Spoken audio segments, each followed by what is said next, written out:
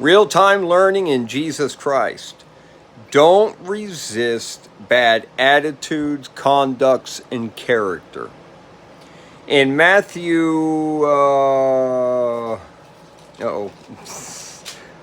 5:39, but I say unto you, that ye resist not evil, but whosoever shall smite thee on thy right cheek, turn to him the other also.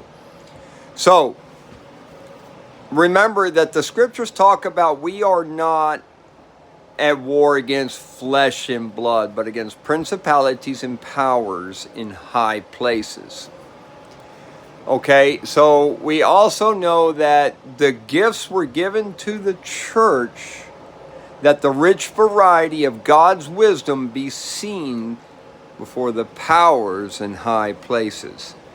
So, say you're married, and this is a lesson that I am real-time learning.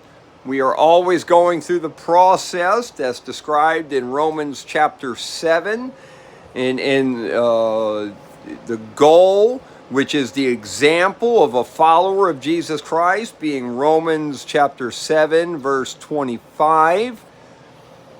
So in spiritual warfare, we'll always want to get us to function in our own ideas, our own irritations, our own offenses, our own ways, our own ideas.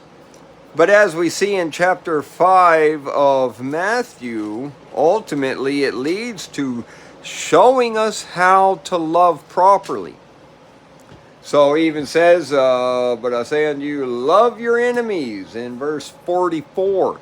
So at times or moments, your close friend or close family members may conduct themselves like an enemy. Now they may have, they may have a bunch of physical pains, and they could be irritated, irritable, discontent. And they may be under spiritual warfare as well. In spiritual warfare, we'll always try to probe someone to find their sin. And if they know that I have a difficulty in spiritual warfare, God's enemy knows that I have trouble